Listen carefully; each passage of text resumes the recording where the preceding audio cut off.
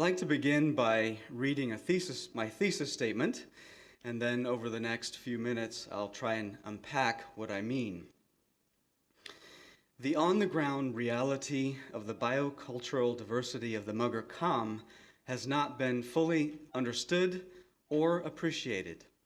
Newly formed, politically negotiated language identities, ironically, obfuscate this diversity and marginalize certain members of their own community. As I begin this talk, I should make it clear that I've had a long-standing relationship with the Mugger Kam. I spent my formative years living among them, where my parents did a translation for them. Some of you maybe have read that story in At the Foot of the Snows. I guess by definitions of this morning, you might call me a transnational, growing up speaking Mugger Kam in the villages, Nepali in the capital city, and English at home. I did sociolinguistic survey in my late teens and early 20s among the Mugger Kam, and then through the 90s and 2000s had weekly, if not daily, personal contact with them in Kathmandu. In the 90s and 2000s, I was not involved in any way in a project with them, but just because they were my friends and they were my community, I was involved with them. And then more recently, with language activists from the Mugger Kam community. As you know, the Himalayas are the highest mountains in the world, and that whole region is a megacenter for biocultural diversity.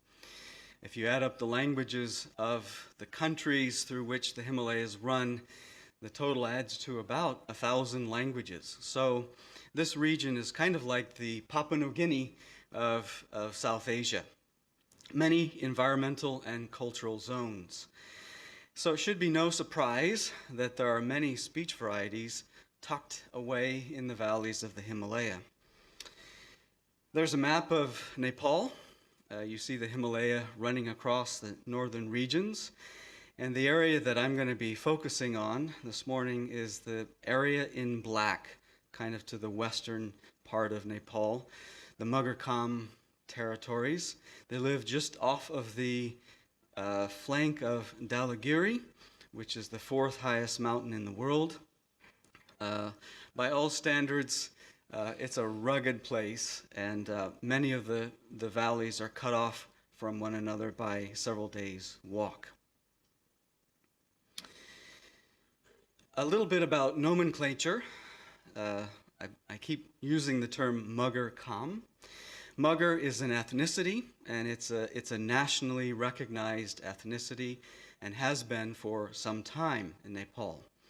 Kam is a designation for the language or a group of language spoken by the Muggers who live in the north. So Kam is a language, Mugger is the people, and my parents, David and Nancy Waters, began calling them the Kam Mugger people when they first began working among them. But you'll notice that I use the title Mugger Kam, not Kam Mugger. And we'll get to that explanation here in a little bit. There are about 70,000 speakers of Mugger Kam. Their language is a Tibeto-Burman language, and within the Tibeto-Burman family, it's a West Himalayish language. One of its prominent features is that it's pronominalizing. For my sociolinguistic friends here, what we're talking about here is that the language takes subject pronouns and object pronouns and infuses them into the verb. And you just have to say the verb, and you know exactly who's doing what to whom.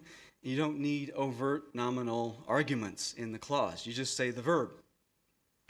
So this morning, I'm going to give you a little morphology lesson in Kam.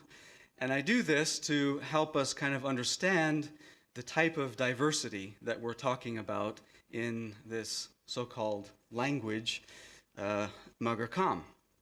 Okay, so I'm going to teach you how to say we see them in several dialects of Kam. And if you look at the verb stems, they're all pretty much the same. Similar pronunciations in 4 of the major dialects. So in Takale, which is the language I grew up speaking, they say rung, and in Nichelle they say ra, and in Gamale they also say rang, and Sheshi the same. So by way of lexical similarity, it looks like the dialects are all pretty similar. But let's fuse the subject pronoun onto the verb. And in Takale, we get the prefix ge.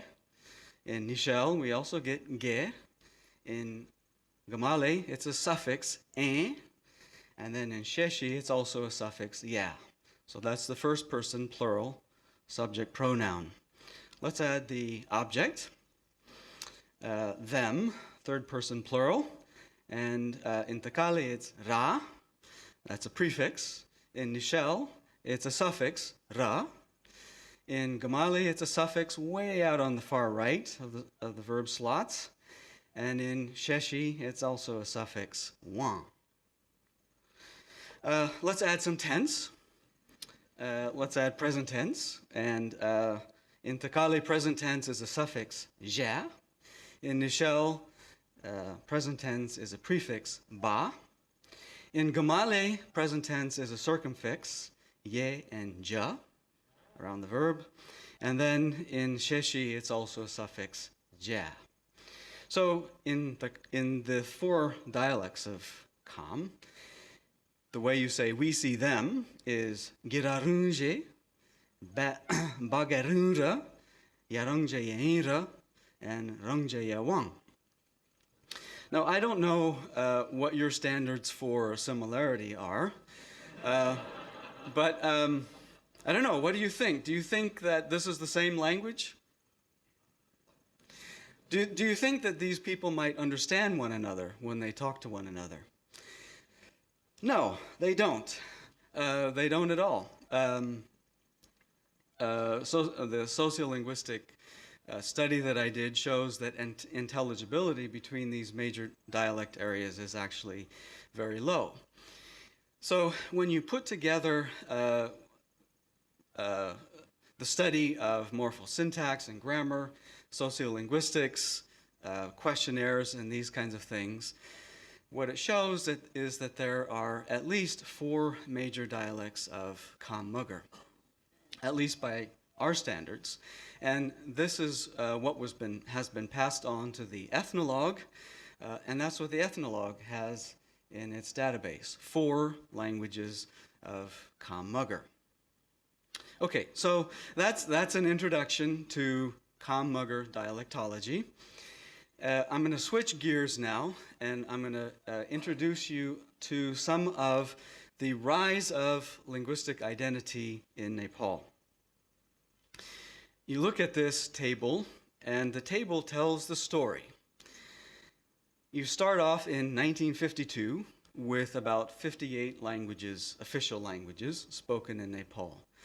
These 58 languages are probably the languages that, in particular, the British Gurkha officers recognized as they began recruiting men from the hill tribes of Nepal. They were astute and wanted to know who these people were and what languages they spoke.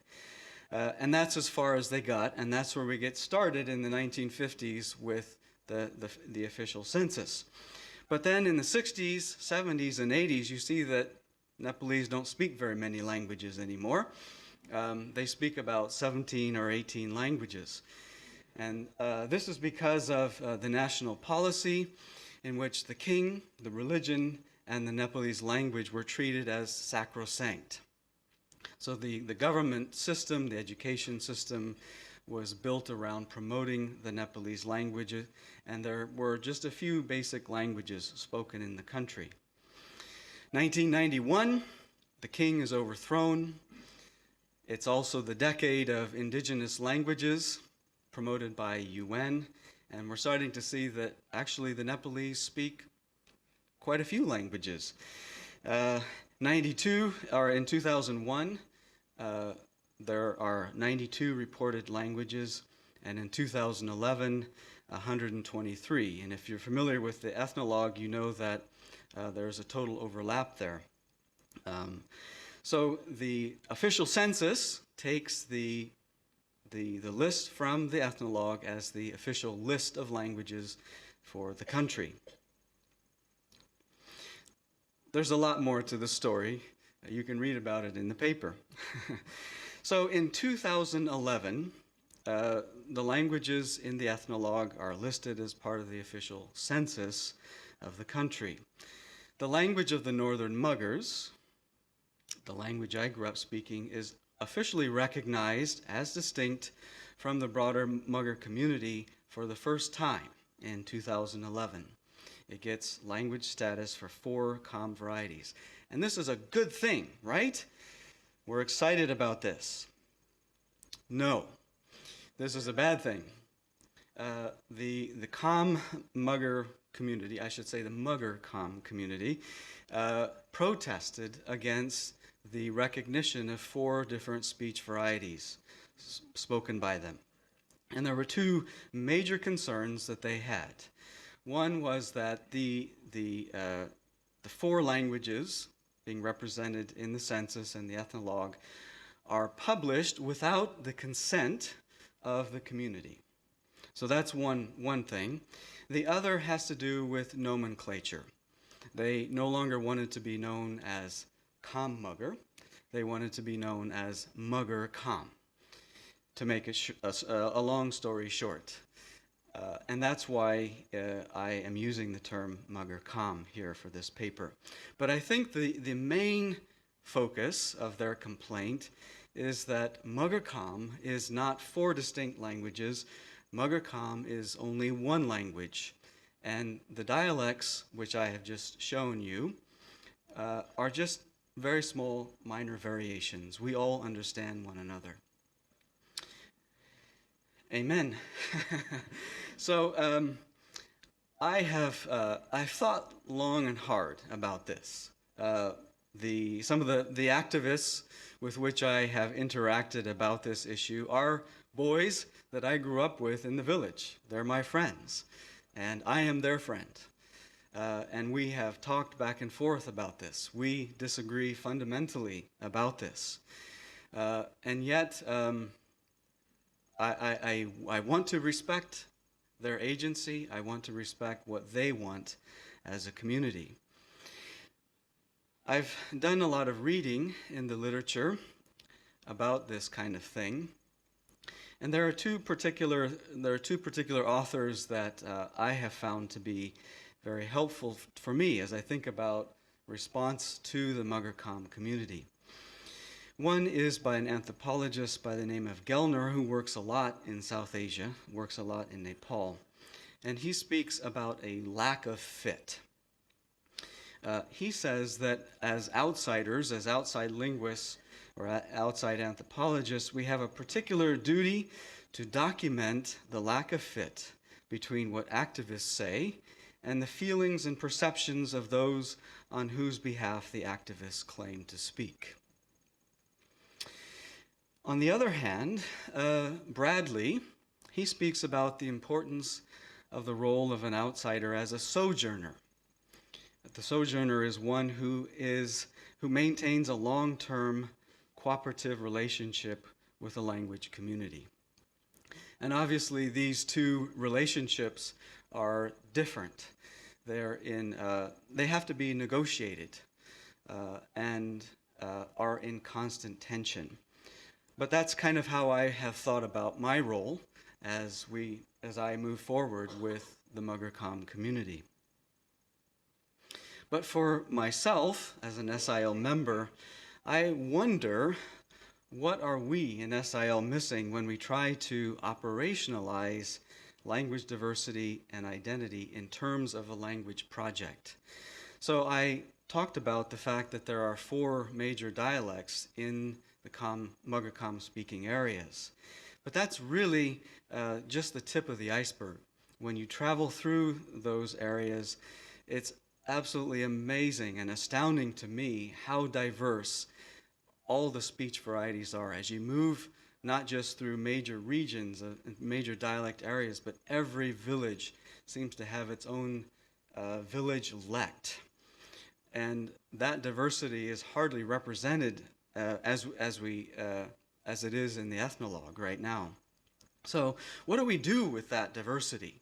The diversity that we find in these kinds of environments, montane environments close to the equator, with all of those ecological zones. And then how does that diversity, the actual way that people speak and use language, how does that correspond to their own identities within their own communities?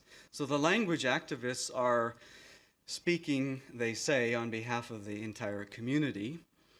That's one community. But what about all the other communities across all of these territories, the villages? How salient are those identities? I don't actually have a real sense of that right now.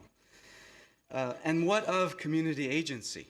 So there are some Mugurkam communities now who are taking issue with the language activists and saying, no, we are not all one language. We actually have other languages or other varieties that we speak, and we want our own alphabet too. So it's a complicated picture. And I don't know what to do with it, except to say I keep going as a sojourner with the community, trying to explain and help them see what I see. So in conclusion, what I'd like to emphasize is that the on-the-ground reality of megadiversity biocultural centers like Nepal have not yet been fully appreciated, either in terms of opportunity to understand the full range of human creativity, or the challenge of working with that kind of diversity. And that megadiversity is now complicated with politically negotiated identities. And that adds another dimension of challenge to this.